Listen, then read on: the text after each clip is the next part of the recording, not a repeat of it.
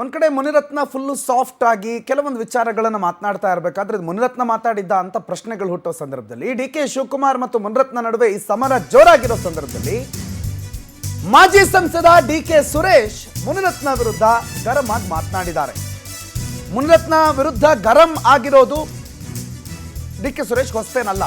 ಆದ್ರೆ ಅವರು ಬಳಸಿರೋ ಪದ ಅವನು ಎಂತೆಂಥ ಚಂಗಲ್ ಮಾಡಿದಾನೆ ಅಂತ ದಾಖಲೆಗಳನ್ನು ಬಿಡುಗಡೆ ಮಾಡ್ತೀನಿ ಅಂತ ಡಿ ಕೆ ಸುರೇಶ್ ಮಾತಾಡಿದ್ದಾರೆ. ಮಂಗಳವಾರ ದಾಖಲೆ ಸಮೇತ ಎಲ್ಲ ಬಿಡುಗಡೆ ಮಾಡ್ತೀನಿ, ಅವನು ಎಂತ ಚಂಗ್ಲು ಅಂತ ತೋರಿಸ್ತೀನಿ, ಆಸಿಡ್ ಮೊಟ್ಟೆ ತಲೆಗೆ ಬಿದ್ದು ಮೆಂಟಲ್ ಆಗ್ಬಿಟ್ಟಿದ್ದಾನೆ, ಏನೇನೋ ಮಾತನಾಡ್ತಿದ್ದಾರೆ.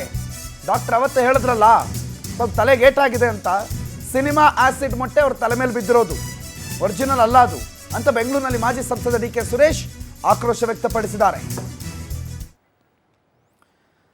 ಡಿ ಕೆ ಸುರೇಶ್ ಮತ್ತು ಮುನಿರತ್ನ ಒಂದು ರೀತಿ ರಾಜಕಾರಣದಲ್ಲಿ ಅಜನ್ಮ ವೈರಿಗಳು ಅನ್ನೋ ರೀತಿಯಲ್ಲಿ ಯಾವುದೇ ಘಟನೆ ಅಥವಾ ಮುನಿರತ್ನಗೆ ಏನಾದರೂ ತೊಂದರೆ ಆಯಿತು ಅಂತಂದ್ರೆ ಅದನ್ನು ಡಿ ಕೆ ಬ್ರದರ್ಸೇ ಮಾಡಿಸಿದ್ರು ಅನ್ನುವಂಥ ಹಂತದ ರಾಜಕಾರಣ ಇಲ್ಲಿತ್ತು. ಆದರೆ ಈಗ ಏಕಾಏಕಿ ಮೊನ್ನೆ DCM ಮಾತನಾಡಿದ್ದಂಥ ನಂತರ ಅವರ ಆರೋಪಗಳು ಸಾಬೀತಾಗಿದೆ ಅಂತ ಹೇಳಿದ ನಂತರ ಸಾಫ್ಟ್ ಆಗಿದ್ದಂಥ ಮುನಿರತ್ನ ವಿರುದ್ಧ ಮತ್ತೆ ಡಿ ಕೆ ಸುರೇಶ್ ಗರಮಾಗೆ ಮಾತಾಡಿದ್ದಾರೆ.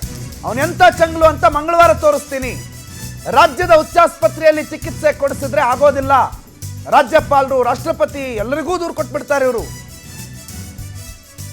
ಪ್ರಧಾನಿ ಸಾಮಾನ್ಯ ಆಸ್ಪತ್ರೆಯಲ್ಲಿ ಏನಾದರೂ ಚಿಕಿತ್ಸೆ ಪಡಿತಾರಾ ಅಂತ ಸಾಮಾನ್ಯ ಆಸ್ಪತ್ರೆ ಅಲ್ಲ, ಮುನಿರತ್ನಗೆ ದೆಹಲಿಯ ಏಮ್ಸ್ನಲ್ಲೇ ಚಿಕಿತ್ಸೆ ಕೊಡಿಸಬೇಕು, ಈ ಲೋಕಲ್ ಆದ್ರೆ ಆಗಲ್ಲ ಅಂತ ಶಾಸಕ ಮುನಿರತ್ನ ವಿರುದ್ಧ ಮಾಜಿ ಸಂಸದ ಸುರೇಶ್ ವಾಗ್ದಾಳಿ ಮಾಡಿದ್ದಾರೆ.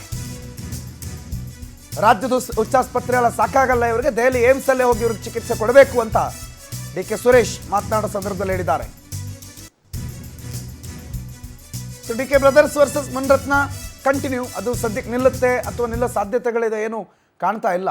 ಡಿ ಕೆ ಸುರೇಶ್ ಏನ್ ಹೇಳ್ತಾರೆ ಕೇಳಿಸ್ಕೊಳ್ಳಿ. ಎಲ್ಲ ಪೂರ್ತಿ ಮಂಗಳವಾರ ಮಾತಾಡೋಣ, ಅವನು ಹೆಂಗ್ ಚೆಂಗಲು ಅನ್ನೋದನ್ನ ಮಂಗಳವಾರ ಹೇಳ್ತೀನಿ. ಒಟ್ಟಿಗೆ ಡಾಕ್ಯುಮೆಂಟ್ ತರಿಸ್ತೀನಿ. ನಾನು ಬೆಳಗ್ಗೆ ಏನೋ ಟಿವಿನಲ್ಲಿ ಈಗ ನೋಡ್ತಾ ಇದ್ದೆ, ಹೆಡ್ಲೈನ್ಸ್ ಏನೋ ಬರ್ತಾ ಇತ್ತು.